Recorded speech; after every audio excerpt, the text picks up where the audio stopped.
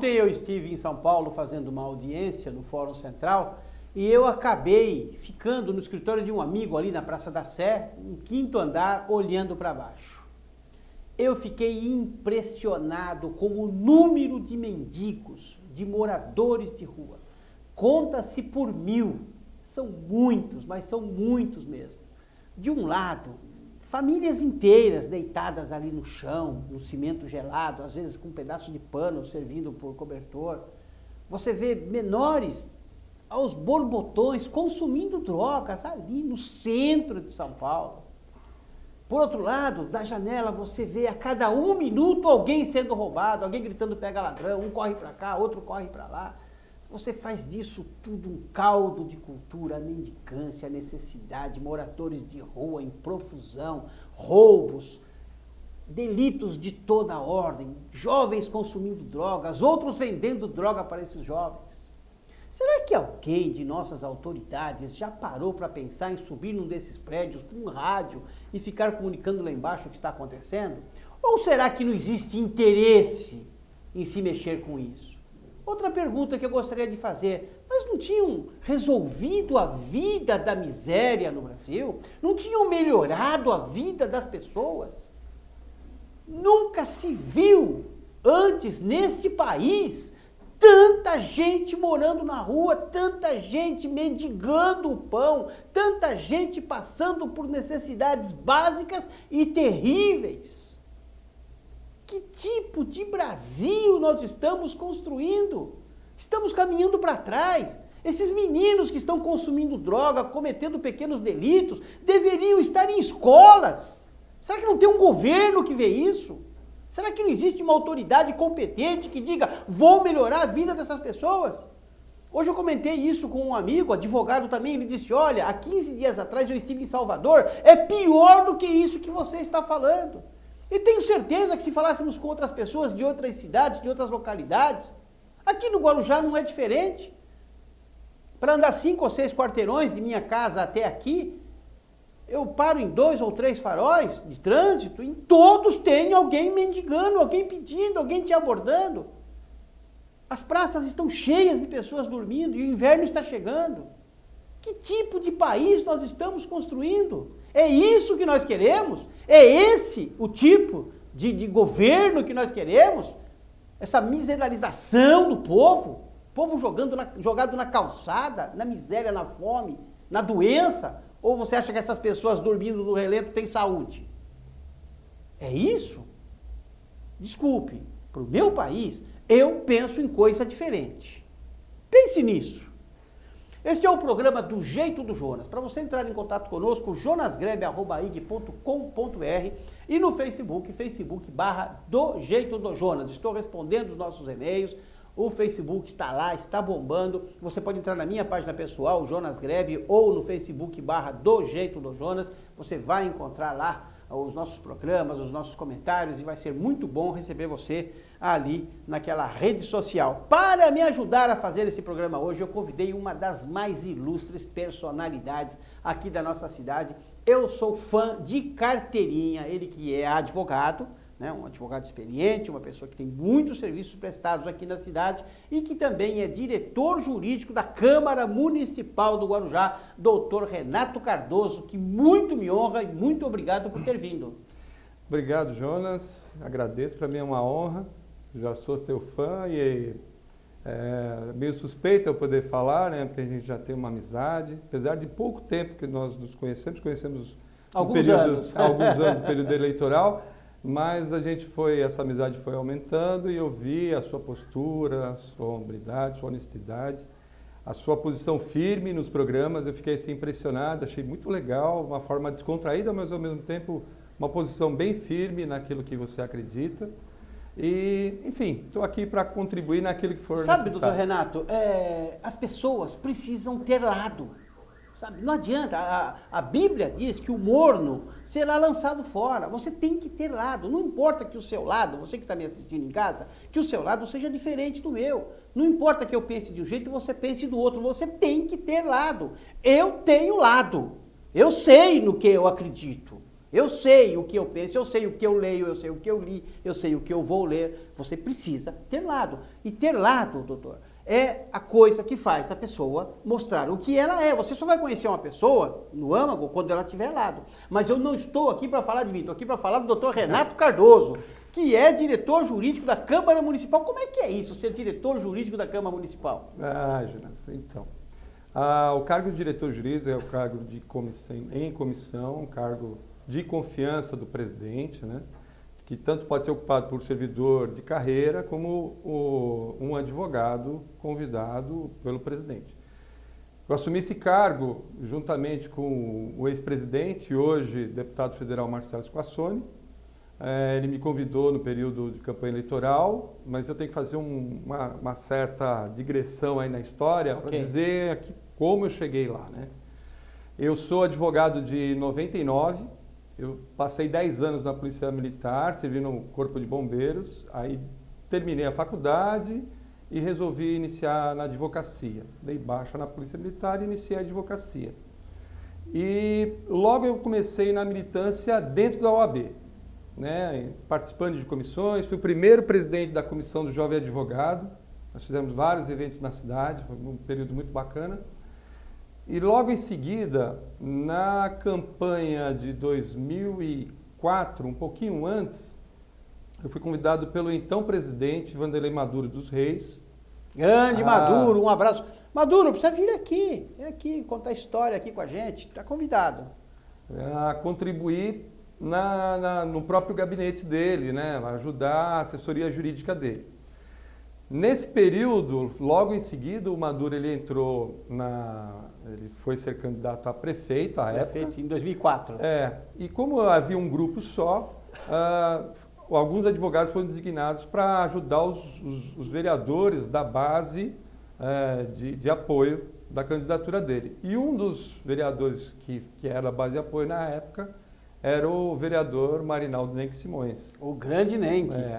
E é engraçado que a história do Nenck é bem anterior e eu nem imaginava que ele tinha essa relação com a minha família. Porque eu não tinha essa proximidade, acho que até por causa da Polícia Militar a gente se afasta um pouco da questão política, né? Mas o Nenck já tinha uma história lá com meus familiares, ajudou muitas vezes e nunca tinha ido lá pedir nada em troca disso, ele já tinha essa proximidade. E eu comecei a trabalhar no período de campanha eleitoral, a gente acabou estreitando os laços de amizade e eu fui trabalhar com o Nenck. De 2004, ele se tornou suplente naquela época, eu fiquei trabalhando com ele, depois, desde então, aí na outra eleição ele acabou se sagrando vencedor na eleição lá de 2008, e me convidou para trabalhar no gabinete dele. Você tem uma experiência de Câmara grande. Já. Doutor, é diferente, o senhor foi do Corpo de Bombeiros, é diferente apagar incêndio onde está pegando fogo e apagar incêndio na Câmara que está sempre pegando fogo? Na verdade eu trabalhei no Corpo de Bombeiros, mas voltado para o salvamento aquático, né? Mas tem os vereadores afogando na verdade, a gente está, como advogado, você sabe muito bem disso, que ainda bem que eu estou falando aqui com um advogado, você sabe que a gente está sempre com o mesmo objetivo. Claro. Salvar e tentar ajudar da melhor forma possível. Acho que a natureza do advogado é essa. Advogado fala, Exato. Isso não pode. O cara fala assim, mas eu vou fazer, então faz, não é? Então, mas assim... esse é o espírito do advogado, claro. Tentar ajudar, tentar fazer da melhor forma possível, tentar fazer com que o cliente ou a pessoa que você está orientando procure fazer as coisas dentro daquilo que está na lei, né? Para que não aconteça dele tomar alguma atitude ilegal e ter um desdobramento que ele não quer. Fazer uma lei inconstitucional. Não adianta nada. E a partir de então, você começa a procurar orientar e, na medida do possível, a maioria dos vereadores tem ouvido a gente, tem sido um trabalho muito bacana, muito gratificante. Se bem que é bom esclarecer que há uma diferença bem acentuada entre a assessoria do vereador e a diretoria da jurídica. Câmara. Claro. Assessoria jurídica, eu tenho como atribuição assessorar a mesa em todas as demandas judiciais, assessorando a mesa em todas as demandas judiciais, os processos legislativos todos que são conduzidos durante É uma as demanda sessões. de trabalho grande, doutor. Os processos administrativos da própria casa, processos financeiros de licitação, análise de contratos, tudo isso daí é atribuição da diretoria jurídica. Toda a parte constitucional. Exatamente. Mas para deixar bem claro que a prerrogativa de apresentar os projetos de lei é do vereador. Cada vereador tem uma assessoria. A grande maioria dos vereadores, se não todos, tem uma assessoria jurídica dentro do gabinete ou externa. Como O diretor jurídico tem uma assessoria, tem advogados à disposição? Não, lá nós somos eu, diretor jurídico, o doutor Fernando Monteiro, que é o procurador de carreira da Câmara. E nós dividimos as tarefas É um lá. procurador só? Um procurador. É pouco, Hoje um procurador só. É pouco. É. Para 17 vereadores? Estão falando em 21 já? Já se fala em 21? Sim. Atualmente, hoje, o que nós dispomos lá para representar juridicamente a Câmara, o diretor jurídico, eu sou advogado em cargo de comissão, estou diretor jurídico lá, Claro. e o doutor Fernando Monteiro, que é procurador há muitos anos da casa, procurador de carreira. Ele tem as atribuições dele, né, voltado para análise de contas, do Tribunal de Contas. As ações são promovidas contra a instituição Câmara e eu fico com as ações que são promovidas contra a mesa ou contra o presidente, mandados de segurança. Como na prefeitura. Como na prefeitura. Como na prefeitura, que tem os procuradores e tem a AGEM, cada um cuidando do seu, cada um do seu métier. Mas tem trabalho para... Porque essa é uma Câmara, apesar que eu até respeito, né, o fato da maioria dos munícipes não saber como a Câmara funciona. Eu tenho certeza que 80% da população nunca foi a uma sessão da Câmara, tenho certeza disso. São poucos os que frequentam e geralmente são sempre os mesmos. Mas esta Câmara é uma Câmara atuante. Sendo uma Câmara atuante, produz muito trabalho. E é muito trabalho para uma pessoa só. Quer dizer, por isso até o senhor tem exclusividade, o senhor nem está advogando fora. Então, foi necessário a gente... até por imposição da demanda de trabalho, Sim, é humanamente impossível. Mas é o que eu estou dizendo aqui, pela demanda que vocês têm. É até bom eu estar falando aqui, claro, esclarecendo, inclusive, aos meus clientes e aqueles que já foram meus clientes, até para entender, ou eu me dedico para poder prestar um serviço de qualidade para a Câmara, são 17 vereadores, um volume de demanda de trabalho, assim, uma demanda de trabalho muito grande, ou... acaba ficando deficitário o nosso serviço. Então não tem como, eu entro lá sem muito exagero, eu entro às 8 e não saio antes das 8 horas, porque não dá tempo. Se eu não for fazer assim, não é possível. Tanto eu como o doutor Fernando lá, a demanda é bastante grande. Doutor Renato, eu vou fazer um breve intervalo comercial, daqui a pouquinho nós voltamos para o segundo bloco do programa Do Jeito do Jonas. Mas antes eu quero falar para você de inovar ideias. Inovar ideias é um novo conceito de apresentação pessoal que você adquire através de um curso ministrado pelo professor Rubens Marcon. Um curso de oratória e postura que com certeza vai melhorar muito a sua vida, vai modificar o seu relacionamento interpessoal. Você vai ter maior facilidade de contato, de conversação. Você que às vezes precisa falar numa reunião, precisa falar numa igreja, precisa falar numa reunião de família e tem dificuldade na forma de pronúncia, na forma de postura, faça uma consulta para a Inovar Ideias, para que você possa ter melhor postura e para que você possa ter uma boa oratória. Está aqui para você ler no caractere www.inovarideias.com ou agende no telefone 98161 1121. Agende que não dói nada. Voltamos daqui a pouquinho do Jeito do Jonas.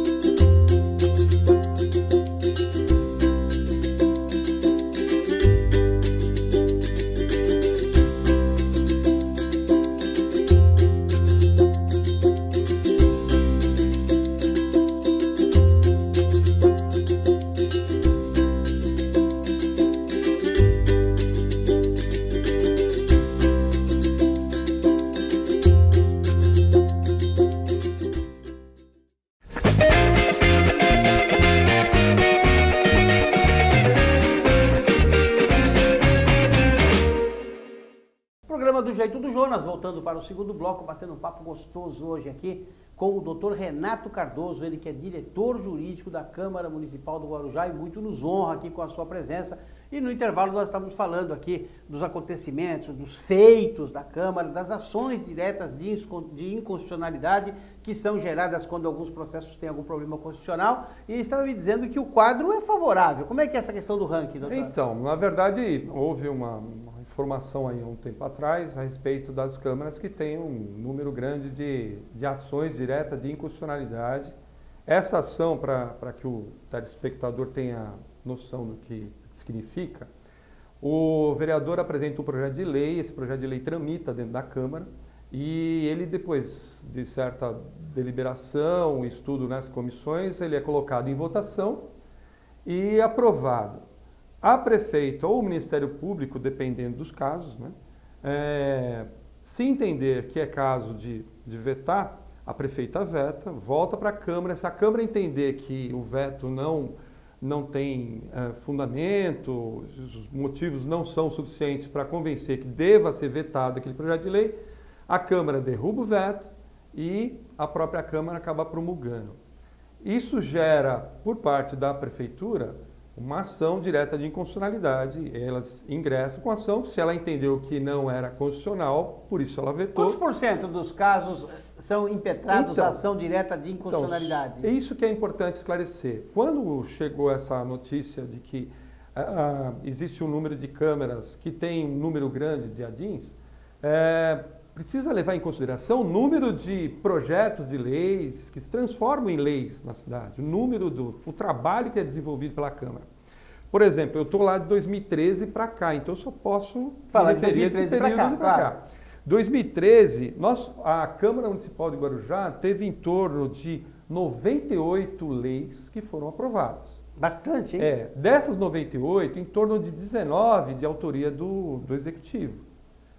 Então, o número de ADINs que houve nas leis que foram aprovadas em 2013 é muito pequena. Na ação, pelo histórico que a gente tem do Tribunal de Justiça, houve, para as leis de 2013, no período de 2013, uma ADIN. Em 2014, houve um número maior de ADINs. Por quê? Houve um número menor de leis aprovadas no ano de 2013, por conta da entrada dos novos vereadores, eles produziram menos assim, pela quantidade relacionada ao 2014. Em 2014, teve em torno de 160 leis aprovadas. Dessas 160, pode-se tirar um pouco mais de 20% do Executivo, que são matérias de exclusividade do Executivo, que o vereador não pode apresentar, que a própria prefeita apresenta perante a Câmara. E aí o número de ADINs que foram julgados em 2013 e 2014 não se reflete, não se refere, não tem referência às leis de 2013 e 2014. São leis antigas. Eu peguei ADIN, cheguei a pegar ADIN de 98. Claro.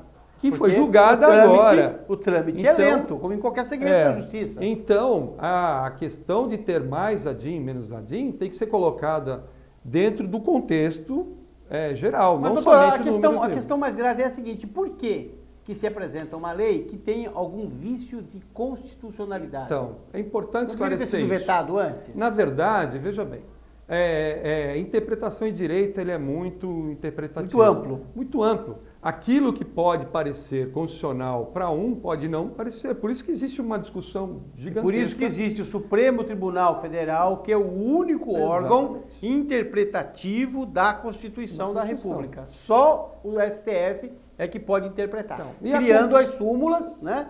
Para que as pessoas entendam, criando as súmulas que regem as interpretações dali para diante. Então, e o que acontece?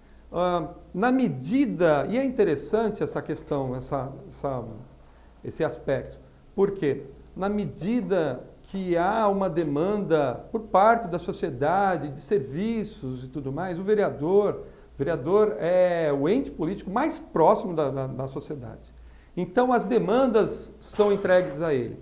E muitas vezes ele apresenta um projeto de lei E na sua interpretação inicial, e é bom deixar bem claro... E também ele apresenta, doutor, o projeto de lei de acordo com aquilo que o munícipe precisa e pede, até para que ele dê uma satisfação ao munícipe. Exatamente.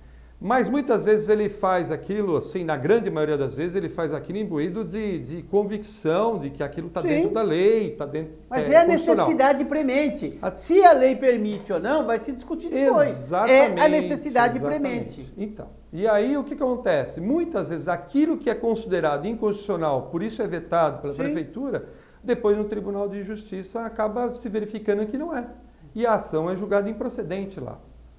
Tanto lá, e em alguns casos chega até a esfera do Supremo Tribunal Federal. O que demanda anos para um mandato exatamente. de 4 anos, quer dizer, você acaba transferindo para um próximo exercício aquilo que seria de sua competência. Então, um dos casos que foi objeto de ADIM e foi considerado constitucional, uma lei do vereador, hoje presidente, vereador Nicolás, que é a que proíbe essa emissão de som através dos carros, que são verdadeiros trielétricos na cidade.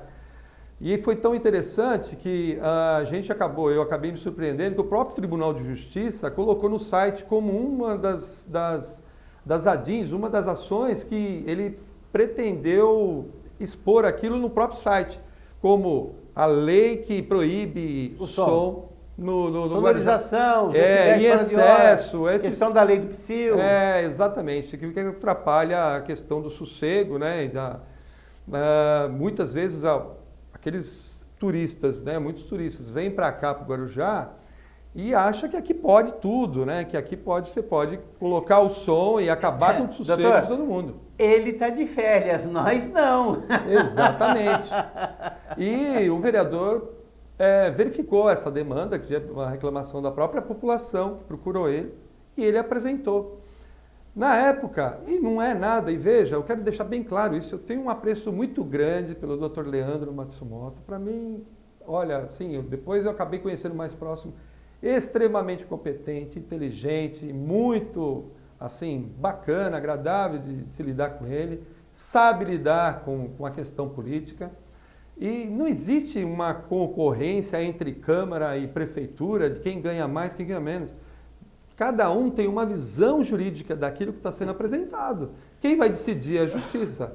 Em alguns casos, aquilo que eles entenderam que era inconstitucional, nós provamos na Justiça que era constitucional. Mas, doutor, e assim vice-versa. Deixa eu falar como advogado aqui, né? Eu também sou advogado.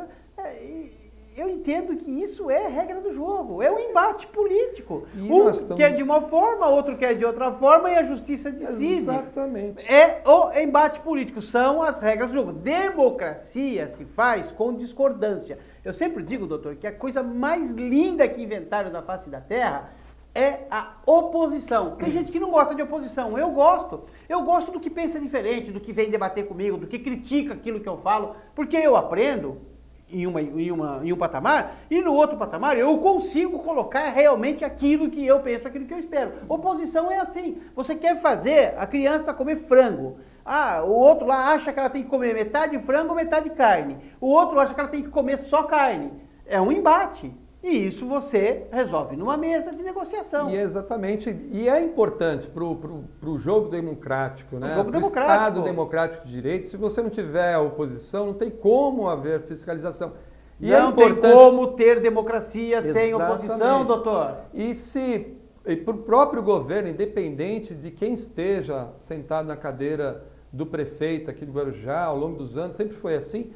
É importante que ele ouça a voz da oposição, até para poder acertar, porque ele não está em todo lugar ao mesmo tempo.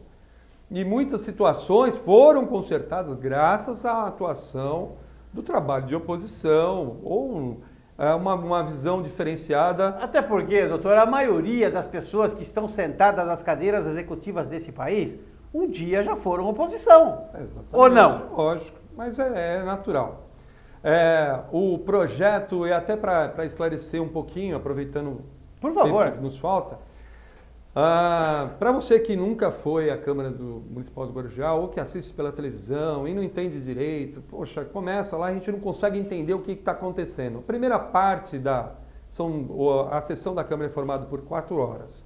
a duração da, 4 horas da plenária, sessão ordinária tá. de 4 horas. A primeira metade é o expediente que ingressa na casa. Então, é lido os ofícios da prefeitura, os projetos de lei do executivo, que é trazido para a Câmara, é lido ali naquele primeiro momento. Depois é lido os ofícios que são encaminhados. Ninguém cochila, todo mundo presta atenção. É um pouco cansativo, mas é obrigado, você tem que Sim, dar ciência. claro. Depois vem os ofícios de outras instituições governamentais, Estado, União, e aí vem as demandas dos munícipes, ofícios de outras instituições que vêm para serem lidos. A partir daí, terminada essa fase, inicia o expediente dos vereadores. É quando o vereador vai lá, ele tem um projeto de lei, ele apresenta esse projeto de lei, encaminha, mostra o que ele está querendo apresentar naquele momento e o presidente dá o despacho encaminhando para as comissões permanentes que temos lá na casa. São 12 comissões permanentes. Cada uma com o seu assunto específico. Se o assunto é saúde, manda para a saúde, se é criança, Isso. se é educação. Cada um para a sua. Para quê? Para que seja discutido. Então você que votou em um vereador, conhece o vereador, tem uma ideia... Você que se lembra em quem votou. Exatamente, também tem que saber disso, né? Que existe a responsabilidade da população. Muita gente acha que porque eu votei no vereador, é a responsabilidade Ou que eu votei e não ganhou, dele. Então eu não preciso disso. Exatamente, precisa. Por quê? Porque a Constituição, lá no seu primeiro artigo, está dizendo o seguinte, que todo poder emana do povo. E não Por é só... ele é exercido. Existem 3 poderes. Existe um poder com 3 competências. O judiciário, que é o que julga as leis que estão... O executivo, que executa aquilo que está na lei. E o legislativo, que cria a lei e fiscaliza se essa lei está sendo cumprida. Então, o poder é o mesmo, a origem é a mesma. Lógico, o judiciário, a forma de nomeação dos juízes, a forma de nomeação no cargo de juiz é pelo concurso público. Executivo e legislativo é pelo voto. É o povo que colocou o vereador lá. Exatamente, e o prefeito. Então, a responsabilidade do povo. Se você tem uma demanda e você, ao invés de levar para o legislativo, onde você pode ter tanto um projeto de lei aprovado ou um ato de fiscalização cobrando do executivo que cumpra aquilo que está na lei, não é possível ser atendida a demanda da população se não houver participação popular. O legislativo é o que mais apanha. Porque bater no juiz não dá, porque ele te condena. Bater no prefeito, ou no governador, ou no presidente, é difícil, porque ele tem uma caneta e ele, de alguma forma, ele acaba com você. O legislativo não, o legislativo está lá para fazer lei, para apanhar. É uma pena, mas é assim que e todo mundo bate no legislativo e bate muito menos no executivo. Hoje até que estão batendo um pouco mais.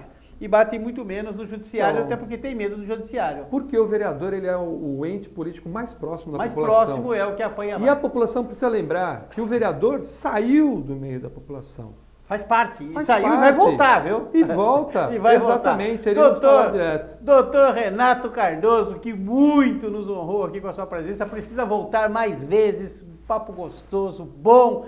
Precisamos entender, a população precisa entender esse mecanismo da Câmara, do Legislativo, saber como é que funciona, porque o ano que vem tem de novo a eleição para vereador. E precisa se tomar muito cuidado nessa hora, porque são os vereadores que fazem a cidade andar. E eles só chegam lá se você votar nele. O prefeito. O prefeito só chega lá se você votar nele. Pense nisso, é importante. Doutor, 30 segundos para falar tchau. Bom, eu queria agradecer. A honra é minha. É uma honra poder ter vindo aqui. Deixar bem claro que essa Câmara tem sido muito atuante. Não é à toa que a gente tem trabalhado bastante. Com certeza. Tem se demonstrado, todos os 17 vereadores têm mostrado assim, um empenho muito grande. Lógico que ninguém é perfeito, né? Por tentar acertar e ocorre algumas falhas no projeto legislativo, que isso é identificado só lá no judiciário, mas a vontade de trabalhar para a população é bem grande. Então essa Câmara tem demonstrado assim De 2013 para cá, enquanto eu estou diretor, eu não tinha noção, e essa é verdade, eu não tinha noção da quantidade de trabalho que a Câmara Municipal tem. E eu convido o seu telespectador, para o munícipe do Guarujá, comparecer compareça todas as terças-feiras, às 3 horas, nós temos sessões que estão tratando de leis que vão refletir na sua vida, na sua cidade, na sua rua, no seu bairro. Muito bom. Doutor Renato Cardoso, que muito me honrou com a sua presença. Que Deus te abençoe e te guarde, e que faça resplandecer o seu rosto sobre ti e te dê a paz. Amém.